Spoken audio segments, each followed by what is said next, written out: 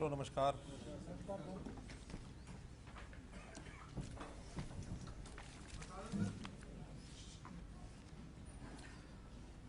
सबसे पहले तो आपको ये जो अगला सप्ताह है ये त्योहारों का सप्ताह है और इस त्योहारों के सप्ताह की अग्रिम बधाई। धनतेरस है, दीपावली है, विश्वकर्मा दिवस है, भैया दूज है और क्या है, छठ का भी त्यौहार आ रहा है। सभी की बहुत बहुत अग्रिम बधाई। आप लोगों के माध्यम से पूरे हरियाणा की जनता को भी बहुत बहुत बधाई। आज कैबिनेट मीटिंग हुई है। उस कैबिनेट मीटिंग में कुल 12 एजेंडास ऐसे थे। तो 12 एजेंडा में एक एजेंडा तो ऐसा था कि वो आदमपुर की विधानसभा से जुड़ा हुआ था, इसलिए उसके ऊपर कोई निर्णय करना उचित में नहीं था क्योंकि आचार संहिता लगी है। लेकिन कैबिनेट ने मुख्यमंत्री के नाते ऑथराइज कर दिया मुझे कि उस पर जो निर्णय लेना होगा वो आचार संहिता के समाप्ति के बाद तुरंत लिया जाएगा। बाकी जो मुख्य एजेंडाज में एक है गुरुग्राम में रिजांगला चौक से और सेक्टर 21 द्वारका, ये एक ऐसा रेलवे मेट्रो का एक कनेक्शन है जिसकी बहुत डिमांड भी थी, ज़रूरत भी थी, क्योंकि पश्चिमी दिल्ली के लोग जो गुरुग्राम आते जाते हैं या मेट्रो के द्वारा जो सेक्टर 21 पर पहुंचते हैं, ऐसे सब लोगों को मेट्रो से गुरुग्राम का जो एक नेटवर्क पहले से बना हुआ है, गुरुग्राम मेट्रो कॉरिडोर, जो लगभग 26-27 किलोमीटर है, जिसकी डीपीआर बन चुकी है, जो अब केंद्र सरकार के पास कई तरह की कमेटियाँ होती हैं, उसमें होकर के उस पर काम शुरू हो जाएगा। और उसी का एक कॉर्नर जो पालम विहार में रिजांगला चौक है, अगर आपने गुरुग्राम देखा हो, वहाँ रिजांगला चौक से और सेक्टर 21 के पॉइंट पर मेट्रो के साथ वो जुड़ेगा। तो एक बहुत बड़ा गुरुग्राम के निवासियों के लिए भी और दिल्ली की, खास करके पश्चिम दिल्ली के लोगों की एक बहुत बड़ी सहूलत हो जाएगी। इसकी जो डीपीआर बनने के लिए आज एक परमिशन ये दे दी गई है और इसके ऊपर लगभग 1687 करोड़ रुपए का खर्च अनुमान किया गया है, जो कैपिटल कॉस्ट का एस्टीमेट है। डीपीआर बनने के बाद बाकी प्रोसेस में भी समय लगेगा। 2023 में शुरू होकर के 2027 तक ये जो मेट्रो का लिंक है ये पूरा होगा। इसी प्रकार दूसरा जो एजेंडा है, एसजीपीसी जो एक निर्णय आया है, सुप्रीम कोर्ट ने दिया है, हरियाणा गुरुद्वारा मैनेजमेंट कमेटी का जो एक्ट 2014 में बना था उसको सरकार ने मान्य किया है। अब वो कमेटी, चूँकि पहले केवल 18 महीने की एडॉक कमेटी बनाई गई थी, लेकिन सुप्रीम कोर्ट के प्रोसीडिंग्स के कारण से 18 महीने उसके समाप्त हो गए। उन्हीं 18 महीनों में चुनाव होने चाहिए थे, नहीं हुए। उसका एक प्रावधान अगली एडॉक कमेटी बनाने का ये हमको करना पड़ेगा, ऐसी कानूनविदों की राय थी। तो हमने उसके लिए आज एक प्रस्ताव पारित कर दिया है कि ऑर्डिनेंस के माध्यम से नई एक एडॉक कमेटी 41 मेंबर की ये बनाने का एक ऑर्डिनेंस के लिए आज प्रस्ताव पारित हुआ है। ऑर्डिनेंस आते ही और नई कमेटी ये तुरंत बना दी जाएगी। एक विषय ये भी ध्यान करने लायक है। जैसा हमने जीएमडीए गुरुग्राम में एक अलग से अथॉरिटी बनाई है, इसी प्रकार फरीदाबाद के लिए जो एफएमडीए ये भी घोषणा की थी, उसको आज विधिवत तौर पर कैबिनेट की मंजूरी मिल गई है। उसके लिए सब रूल्स बन गए हैं और उस एफएमडीए का हालांकि काम शुरू हो चुका है, गुरुग्राम की जो मेट्रोपॉलिटन डेवलपमेंट अथॉरिटी की तर्ज पर ही उसको भी आज फाइनल किया गया है।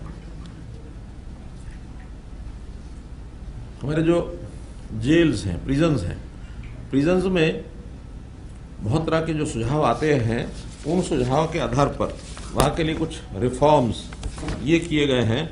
उन रिफॉर्म्स में खास तौर पर जैसे वहाँ प्रिजनर्स की डाइट का विषय है, उनको प्रॉपर फूड मिलना चाहिए। पुराने रूल चले आ रहे हैं। जैसे उदाहरण के लिए एक रूल है कि हर एक कैदी को आपको 7 रोटी देनी है।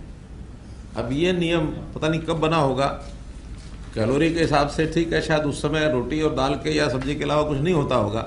आज बहुत सी चीज़ें मिलती हैं। आज 7 रोटी उनको वो खाते भी नहीं हैं और वेस्टेज बहुत होती है। और कुछ लोग हाँ वेस्टेज इंटरेस्ट जिनके होते हैं कि वेस्टेज हो तो हमको इसका बेचने में लाभ मिलेगा। अब उसमें एक डाइट का पैसा जो तय किया हुआ है उसमें अलग अलग प्रकार की जो मेनू के हिसाब से वहाँ उनको जेल के कैदियों को ये अधिकार दे दिया है अथॉरिटी को बनाने के लिए, अलग मेनू बना के जैसा एक सामान्य व्यक्ति की आवश्यकता होती है वैसा उनको भी दें। कभी फल दें, कभी मिष्ठान दें, कभी खाने में मानो कभी साउथ इंडियन में देना तो वो भी दें, लेकिन विषय बजट के प्रावधान के हिसाब से उसमें एक कमेटी बना के वो दिया जाएगा। ये एक मैंने बताया। इसी प्रकार वहाँ रिसेप्शन सेंटर्स बनाए हैं। उन रिसेप्शन सेंटर्स पर भी जो लोग आकर के मिलने वाले होते हैं, जैसे मानो पहले टेलीफोन की फैसिलिटी है, अब उसमें वीडियो की फैसिलिटी के माध्यम से भी वो लोगों से बातचीत कर सकते हैं। दूर बैठे हुए भी उनकी बातचीत कराई जा सकती है। उनकी जो जेल्स में जेल से लोगों को लाया जाता था पेशी के लिए, ट्रायल के लिए, तो उसके लिए भी वीडियो कॉन्फ्रेंस का एक सिस्टम ये भी बनाया गया है। तो इस प्रकार से स्पोर्ट्स का, योगा का, मेडिटेशन का, म्यूज़िक का, यानी उनको भी एक सामान्य व्यक्ति की तरह जैसे कुछ सुविधाएं जेल के अंदर दी जा सकती हैं, उनको सुधार में एक मुख्य धारा के सारे विषयों के उसमें प्रोविजन किया जाएगा ताकि वो सुधार की ओर आगे बढ़े। एक प्रोविजन है कि ओपन जेल के नाते शुरू में जिनका बिहेवियर ठीक है ऐसे लोगों को 7 दिन के लिए प्रारंभ करेंगे कि जेल से बाहर जाएं, ड्यूटी दें, वापस जेल में आएँ, बाहर जाएं, ड्यूटी दें, वापस आएँ। तो ऐसा कंसेप्ट जो ओपन जेल्स का है वो भी लागू किया जा रहा है। अलग अलग प्रकार के जो हार्डकोर प्रिजनर्स हैं, कुछ सामान्य प्रिजनर्स हैं, जैसे जैसे अपराध करते हैं उनकी सेग्रीगेटेड तरीके से उनको रखा जाएगा। अभी क्या होता है कि एक हार्डकोर क्रिमिनल के साथ ही एक दूसरा सामान्य क्रिमिनल छोटा सा अपराध करके वो भी वहाँ जाता है और 10-20 दिन में उसका असर उसके ऊपर भी होने लगता है। 10 तरह के गुरु उनसे वो सीख लेता है।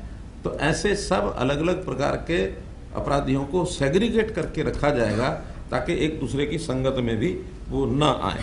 तो कुल मिलाकर छोटे बड़े सब 32 रिफॉर्म्स ये किए गए हैं। आपको प्रेस नोट के माध्यम से वो सब मिलेंगे। काफ़ी तो अच्छे महत्वपूर्ण है, कुछ फॉर्मेलिटीज़ हैं। एक ये सब जेल के 32 रिफॉर्म्स।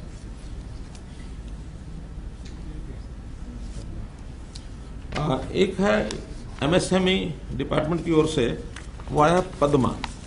पद्मा एक योजना हमने जो शुरू की है देश भर में, तो 1 प्रोडक्ट 1 डिस्ट्रिक्ट ओपीओडी या ओडीओपी जो भी नाम है उसका, उस नाते इसको प्रचलित किया गया था। प्रधानमंत्री जी ने एक इंडस्ट्री में एक नया प्रोग्राम चालू किया था। हमने एक कदम आगे बढ़ करके 1 ब्लॉक 1 प्रोडक्ट, तो इस प्रकार से योजना अपनी बनाई है। 143 ब्लॉक हरियाणा के छांट लिए गए हैं, उसमें किस प्रोडक्ट की इंडस्ट्री वहाँ लगाई जाए ऐसा तय किया है। उसको कुछ काम शुरू हो चुका है, एडमिनिस्ट्रेटिव अप्रूवल कईयों के हो गए हैं। एक जगह तो उसकी ज़मीन भी आइडेंटिफाई कर ली गई है। जहाँ कहीं IMTs बने हुए हैं पहले उसमें एक 50-60 एकड़ जगह केवल इसके लिए रखा गया, छोटी इंडस्ट्री, ताकि एम्प्लॉयमेंट लोकल लेवल पर लोगों को एम्प्लॉयमेंट मिले। और एक ही प्रोडक्ट अगर वहाँ बनेगा उसकी मार्केटिंग, उसकी कंजम्पशन, उसमें कोई रिसर्च, किसी प्रकार का उद्योग के नाते जो फैसिलिटीज़ है वह दी जा सकती हैं। तो ऐसे पद्मा रूल्स, पद्मा के लिए जो रूल्स हैं वो भी आज पास कर दिए। उसको नोटिफाई करने के बाद इस काम को आगे गति दी जाएगी। तो कुल प्रमुख विषय जितने चर्चा के लिए आपको बताना था वो मैंने बताए हैं। पुनः दिवाली की बधाई। जेल में जो सुधार है, क्योंकि कैदियों का जो अभी आपने कहीं 32 बताए पॉइंट, ये कब से पेंडिंग थे और अब जो हुए हैं? वैसे तो ये एक लगातार चलने वाली प्रक्रिया है, लेकिन केंद्र सरकार से भी कई बार सुझाव आते रहते हैं।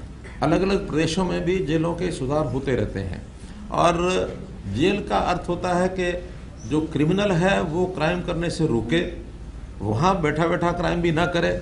अब ऐसे जैमर्स हैं, अब जैमर्स पुराने समय में लगे हुए थे, 2G तक जैमर्स थे, हमने उनको 4G 5G ये भी सुधार किया था कि वहाँ टेलीफोन के माध्यम से वहाँ भी अंदर से बैठे बैठे कम्युनिकेशन करते थे। तो ये क्रिमिनल जो है वो क्राइम में आगे ना बढ़ सके।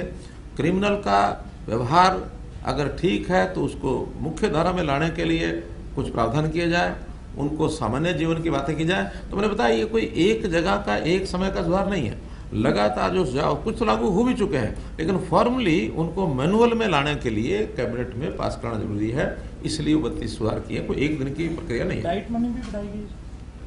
ये एग्जैक्ट मुझे नहीं पता है, लेकिन डाइट मनी तो वैसे हर वर्ष रेगुलरली जैसे महंगाई का होता है उस हिसाब से बढ़ती है। ये बुलडोजर अभियान आजकल चला हुआ है हरियाणा में, जो ये नशे का व्यापार करते हैं या और तरह से क्रिमिनल्स थे उनकी संपत्ति पर बुलडोजर जो है चल रहा है, क्या ये इसी तरह से और आगे बढ़ेगा? अभी कुछ जिलों में देखने को मिला।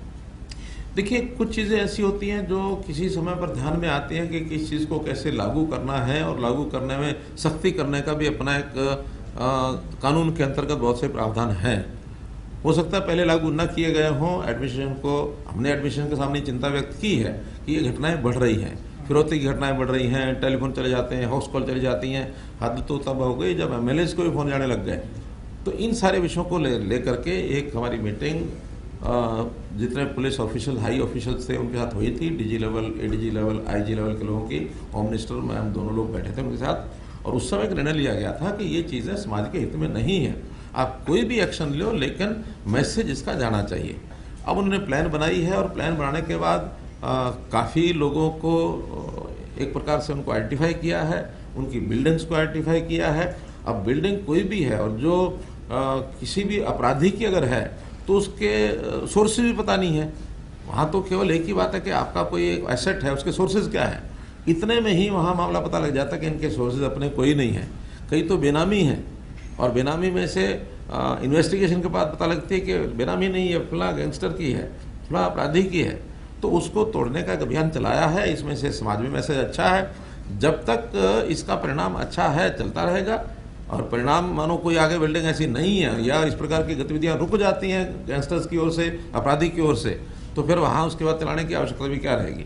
लेकिन अपराध को रोकने के लिए जितने प्रावधान एडमिनिस्ट्रेशन के पास होते हैं सभी वो एक एक करके लागू करते हैं, उसमें से लागू किया गया। जेल को लेकर के जो बात आपने कही सर, जिस तरीके से जेल को लेकर के जो रिफॉर्म्स हम 32 कर रहे हैं, एक डर होता है सर जेल में जाने को लेकर के कि जेल जाएंगे तो बहुत ज़्यादा अपराधी वहाँ पर संगीन मिलेंगे, खाने पीने को कुछ नहीं मिलेगा। अब ये जो रिफॉर्म्स होंगे इससे ऐसा नहीं लगता कि जो अपराधी उन्हें कंफर्ट जोन मिलेगा अंदर जाने को लेकर? नहीं, कंफर्ट जोन नहीं। ऐसे अपराधी जिनकी बात आप कर रहे हैं उनको कभी भी डर नहीं लगा जेल से।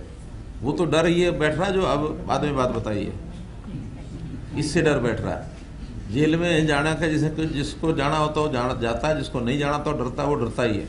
अच्छा आदमी, सामान्य आदमी, निर्दोष आदमी इन चीज़ों के आगे नहीं बढ़ेगा, उसको डर लगता ही है।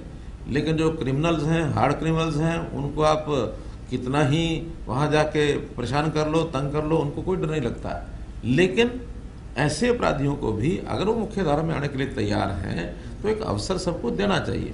ह्यूमन बीइंग है, अपराधी हैं, लेकिन अपराधी होने के बाद भी हार्ड क्रिमिनल भी, हमारा इतिहास भरा पड़ा ऐसे उदाहरणों से। हार्ड क्रिमिनल बना, किन कारणों से बना, अब कई बार उसको मौका ही नहीं मिलता मुख्य धारा में आने का। तो अवसर, इन जेलों का नाम पहले कभी जेल होता था, बाद में इसका नाम क्या रखा है? सुधार घर। उसका अर्थ क्या है? हाँ, तो हम लोग जिस समय चल रहे हैं, हमारा ये 21वीं सदी का ये विषय कि हर किसी को ठीक रास्ते पर पहले प्रेरणा देने से, शिक्षित करने से, नैतिकता सिखाने से, और नहीं तो फिर दंडित करने से। दंडित करने का जो विकल्प होता है ये वास्तव में लास्ट होता है, और नहीं कोई सीखेगा तो फिर दंडित तो होने ही है। उन्होंने बड़ा बड़ा दंड जो है हमारे कानूनों में प्रावधान है उसका।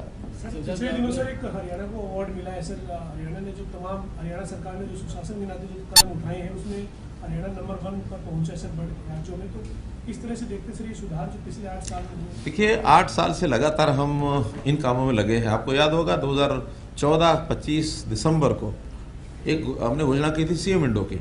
अब वो सीएम विंडो आज भी, ये ठीक है, 100% लोग पसंद नहीं हो सकते, संतुष्ट नहीं हो सकते, 2-5% ऐसे भी होते हैं कि हमने लगाई थी, उसमें फिर जिस आदमी के खिलाफ शिकायत थी उसी आदमी को पहुंच गई, गलत ढंग से निपटारा कर दिया।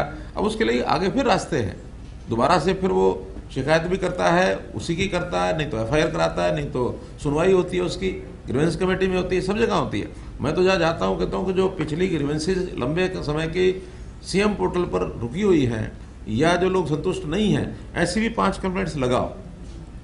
तो ऐसी कंप्लेंट्स को बार बार सुन करके, लेकिन लोगों को एक जिसको कहना चाहिए प्लेटफॉर्म मिला, लोग संतुष्ट हैं। 8 लाख से ऊपर एक्शन टेकन रिपोर्ट्स हमारे पास उपलब्ध हैं कि जिनके हल किए गए मामले। तो ये लगातार चलने वाला प्रोसेस है। ऐसे ही टेक्नोलॉजी के माध्यम से कितनी चीज़ें हमने, डोर डिलीवरी जिसको कहते हैं, government at the door step, ये सारे काम किए कि वहीं बैठे बैठे आपको सब योजनाओं के का लाभ, सब सर्विसेज का लाभ, ये सब वहाँ मिलेगा। जिसके अंदर अटल सेवा केंद्र गांव-गांव में खुल गए हैं, CSCs, जिसके अंदर हर किसी को जो भी उसका विषय होता है पोर्टल मिलता है, या पोर्टल पर ऐड कर दो। अब ये भी इसी वर्ष में किसानों के लिए हमने एक क्षतिपूर्ति पोर्टल, अब क्षति हो गई उसकी, नुकसान हुआ उसका वर्षा के कारण से, ओले के कारण से, किसी कारण से, पहले क्या होता था कि वो नुकसान अपना रिपोर्ट नहीं कर सकता था। हमारे डिप्टी कमिश्नर स्पेशल गिरदावरी करा करके नुकसान का आकलन करते थे। उसके बाद जो आकलन होता था उसमें जो रिपोर्ट आती थी, इससे बहुत से किसान संतुष्ट नहीं होते थे कि मेरा नुकसान ज़्यादा है या कम दिखाया गया। अब उन्हें पहली रिपोर्ट जो है उस क्षतिपूर्ति पर किसानों को कहा कि आप भरो, जिसके खेत में पानी भरा है या जिसका खराब हो गई, फसल खराब हो गई है, 72 घंटे के अंदर अंदर आप भर देंगे। अगले 7 दिन में उसकी वेरिफिकेशन 3 लेवल पर ये सब होगी। जो फिर उसमें रिजल्ट निकल करके आएगा उस हिसाब से उसको मिलेगा, मुआवजा मिलेगा। जो ऐसे लोग हैं जिनको तकलीफ हो जाती थी, कोई बीमारी होती थी, किसी प्रकार की सहायता की आवश्यकता होती थी, वो अप्लाई करता था। अप्लाई करने के बाद फाइल चक्कर काटते काटते चंडीगढ़ से वापस जाते जाते उसको पैसा मिलते मिलते कई बार साल लग जाता था। लगता है कि साल के बाद उसको उसका बीमारी भी ठीक हो गई है, या फिर बीमारी का ऐसा परिणाम हुआ, दुष्परिणाम हुआ कि आदमी नहीं बचा, तब उसको जाकर के 1,50,000 रुपये मिलता है। क्या बीतती होगी उसके ऊपर। हमने कहा कि नहीं, ये सारी चीज़ें डिस्ट्रिक्ट लेवल पर तय होंगी। अप्लाई करना है ऑनलाइन, हर डीसी के पास वो चीज़ पहुंचेगी। हर 15 दिन में मीटिंग करेंगे और 15 दिन में वहाँ का CMO है, DC है, और जो भी डिपार्टमेंट उसमें सहायता करने वाला वो डिपार्टमेंट बैठेगा। उसके बाद वहीं निर्णय करो और वहीं से जो CM रिलीफ फंड है उनके अकाउंट का नंबर दे रखा, वहीं से पैसा निकाल के उसको दे दो। विदिन 1 मंथ अब ये सारी सहायता उनको जाने लग गई है। तो ये सारी चीज़ें तुरंत मिले। परिवार पहचान पत्र मैंने बनाया, अब पूरे देश में किसी ने नहीं बनाया, लेकिन आज सब सुविधाएं उसको वहीं बैठे मिलती हैं। टेक्निकल चीज़ें हैं, इसको ठीक करने में भी कई बार एक टाइम लग जाता है, लेकिन अब धीरे धीरे उसमें इतना सुधार आ गया कि हर किसी को घर बैठे सब चीज़ें मिलती हैं। मेरिट पर हमने नौकरियां देनी शुरू कर दी, ये भी टेक्नोलॉजी से ही हुआ है, सुधार में से ही हुआ। नहीं तो स्पर्शों से सब लाइन में लगते थे कि मेरे बेटे का, मेरे भाई का, मेरी पत्नी के भाई का, साले का, किसी के भी काम करा दो, ये हमारे अपने हैं। मैं कहता हूँ सब अपने हैं, पूरे हरियाणा का प्रदेश, इसकी जनता अपनी है। हमने ट्रांसफ़र पॉलिसी बनाई टीचर्स की, एक भी व्यक्ति को भागदौड़ नहीं करनी पड़ती। यही 4th फ्लोर है जिसमें ट्रांसफर्स के लिए लोग आते थे सीजन में, पैर रखने की जगह नहीं होती थी। अब कोई नहीं आता है, क्यों नहीं आता है? अब इसका अर्थ ये नहीं कि हमारी को लोकप्रियता कम हो गई, लोगों को सुविधा हो गई। उस सुविधा में से आज लोग गुण गाते हैं, और तभी एजेंसीज जो होती हैं जिस भी प्रकार की हैं उसका मूल्यांकन करते हैं। हरियाणा को कहते हैं आप फर्स्ट पर है, फर्स्ट आए तो मुझे भी अच्छा लगता है। मैं हरियाणा की जनता को भी, जिन्होंने इन चीज़ों के लिए वातावरण दिया है, हमारे अधिकारीगण को, हमारे सरकारी कर्मचारियों को, सभी को मैं इसका श्रेय देता हूं कि सबने मिल करके हमारी व्यवस्थाओं को आगे बढ़ाया और उससे सब संतुष्ट। सर, महाराष्ट्र से भी अभी एक डेलीगेशन आया था हरियाणा सरकार की जो योजना है उनको अवलोकन करने। कल भी आपने सर राजदूतों से बात, परिवार पहचान पत्र के लिए वो आए थे, गुजरात के लिए हमारी एजुकेशन, हमारी स्पोर्ट्स पॉलिसी के लिए आए थे। कई प्रदेश हैं, ट्रांसफर पॉलिसी के लिए 8 प्रदेशों ने अध्ययन किया। और ये एक कार्यक्रम जो होता है हर साल होता है कि जो हमारे एम्बेसडर्स हैं वो कुछ कुछ प्रदेशों में, सेंट्रल गवर्नमेंट ने इस बार विशेष तौर पर हर एक जो एम्बेसडर है हमारा यहाँ से जो बाहर गया हुआ है अलग अलग देशों में, उनको कहा कि आप वहाँ की सारी बातों को लेकर के कोई ना कोई प्रदेश चुनो, उस प्रदेश में हर साल एक बार जाओ, उनके साथ अपने रिलेशंस, जो हमारे इकोनॉमिक प्रोग्रेस है, एक्सपोर्ट है, मैन पावर को हम कहीं एक्सपोर्ट कर सकते हैं, या सांस्कृतिक रिलेशंस है, संबंध है, इन चीज़ों को बढ़ाते हुए, अब दुनिया बहुत छोटी हो गई, इसलिए हर देश का अच्छा संबंध बने। हमने इसके लिए स्पेशल एक फॉरेन कोऑपरेशन डिपार्टमेंट बनाया। तो फॉरेन कोऑपरेशन डिपार्टमेंट के जब जिम्मे है कि बातचीत जब हो जाती है उसके बाद तो फॉलोअप भी करेगा एक डिपार्टमेंट, तो फॉलोअप करने के लिए आगे बढ़ रहे हैं। तो ये कल एम्बेसडर साथ आए थे, सबको अच्छा लगा, हमको भी अच्छा लगा। तो अलग अलग देशों के एम्बेसडर थे वो सब। सर जेलों पे जो आपने 32 रिफॉर्म्स की बात कही है, उसमें एक चीज़ बहुत इंपॉर्टेंट आपने बताई कि हार्डकोर क्रिमिनल्स जो हैं और जो नॉर्मल क्रिमिनल्स हैं उनको अलग अलग सेग्रीगेट करने की बात है, क्योंकि सबसे ज़्यादा जेल से ही होता है वो। चलिए अगर आपकी नॉलेज में आ गया और अगर आप इसको क्रैक डाउन करने की बात कर रहे हैं तो अच्छी बात है। पीछे सर एक चीज़ ये जानकारी में आ रही थी कि जो अच्छे चाल चलन वाले मतलब आचरण वाले जो कैदी हैं उनको पेट्रोल पंप्स के ऊपर भी लगाया जा रहा है, दूसरे कामों उनको मुख्य धारा में, मतलब कि भाई ठीक है सुधार की दिशा में। क्या ऐसा भी कोई सुझाव 32 में रिहेबिलिटेशन का एक प्रावधान है उसमें कि जो लंबे समय की जिनको सजा हो जाती है उनका समय समय पर बिहेवियर जो उनका है उसका मूल्यांकन होता है। और उनको जैसे एक तो ओपन जेल को बताया मैंने, ओपन जेल में उनको पहले अब बाहर किसी न किसी काम के लिए उनको भेजा जाएगा, उनके साथ कोई प्रहरी नहीं रहेगा, वो जाएंगे इतना ही है, सुबह जाके शाम को वापस लौटेंगे। अब उसका बिहेवियर कैसा होता है उसका मूल्यांकन बाहर से भी पता लग जाता है कि कौन आदमी कैसा काम करता है। एक समय के बाद उसमें उनको रिहेबिलिटेट करने के लिए भी आगे बढ़ते हैं, सज़ा भी कम होती है। कई बार हम लोग 26 जनवरी है, 15 अगस्त है, 2 अक्टूबर है, ऐसे समय पर बहुत सी सज़ाएं भी कम करते हैं। और जो अच्छे क्रिमिनल होते हैं उनको मतलब अच्छे है ना, जो क्रिमिनल तो अच्छे क्या होंगे, जो सुधरना चाहते हैं, जिनका बिहेवियर अच्छा है, उन लोगों को बहुत सी मर्सी अपील्स के अंदर भी उनको जाके माफ़ी भी मिलती है। तो ये सारे काम इसलिए किए जाते हैं कि लोग मुख्य धारा में आए।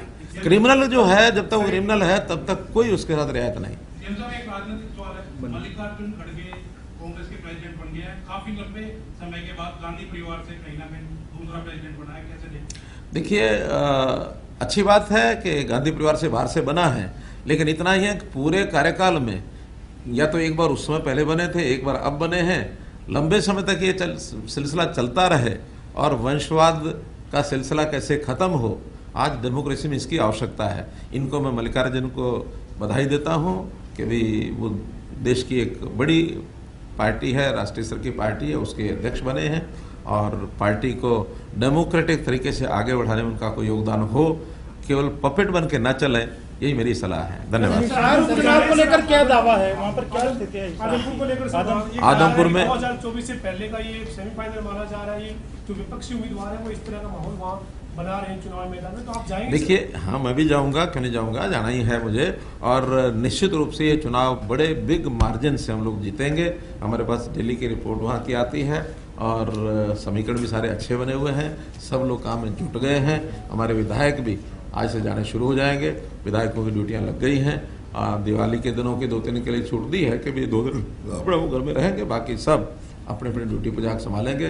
कुछ हमारे विधायक हिमाचल के चुनाव में भी गए हैं, कार्यकर्ता दोनों साइड में, आदमपुर में भी हिमाचल में भी, दोनों जगह जाके पार्टी का काम कर रहे हैं। सर एक लास्ट सवाल खेल मंत्री जी से, नेशनल जो अपने नेशनल गेम्स हुए थे उसके अंदर बहुत अच्छा परफॉर्म किया, लेकिन एक NIA ने नेशनल गेम्स में सर जो हरियाणा ने परफॉर्म किया उसके लिए बड़ी ढेर सारी शुभकामनाएं, क्योंकि उसके बाद पहली बार आप मिले हैं। लेकिन एक इम्पॉर्टेंट चीज़ सुनने में आ रही है कि स्पेन के अंदर हमारे रेसलर्स के जो मतलब अपने जो ग्रुप उसको जाने से वीज़ा देने से मना कर दिया गया है, तो उससे हमारे यहाँ का, क्योंकि हरियाणा ही बैकबोन है एक तरीके से रेसलर्स की, आप इसको कैसे देखते हैं और इसमें आगे हम लोग क्या कर रहे हैं? बंद करिएगा। देखिए ऑलमोस्ट कंट्री को 13 साल मैंने खुद रिप्रेजेंट किया है और जब भी खिलाड़ी कोई कंट्री को रिप्रेजेंट करने दूसरे देश में जाता है तो उस कंट्री की एम्बेसी को रिस्पॉन्सिबिलिटी होती है कि वहाँ पर, लेकिन ये बड़ी शर्म की बात है कि अगर स्पेन द्वारा ऐसी चीज़ें कही गई हैं कि इनका वापस आने का जो है वो सही नहीं लग रहा कि वापस भी आएंगे इंडिया के नहीं, ये बहुत शर्म वाली बात है। तो इसमें मैं खुद माननीय हमारे अनुराग ठाकुर जी स्पोर्ट्स मिनिस्टर हैं और मैं माननीय मुख्यमंत्री से भी मैं चर्चा हुई तो इस बारे में, क्योंकि ये एक नेशनल लेवल का है और बीइंग ए स्पोर्ट्स मैन होने के नाते मेरे को ये लगता है कि ये नेशनल इशू है और इसमें हमें डायरेक्ट स्पेन के एम्बेसी से हम ministry of external affairs MEA से भी ये विषय उठाएंगे। हाँ बोलो। NIA ने एक प्रेस रिलीज जारी की है, आसिम खान दिल्ली से पकड़ा गया है, वो गैंगस्टर के साथ जेल के अंदर भी इसके रिलेशन थे, बाहर भी थे, और उसी से रिलेटेड सोनीपत का एक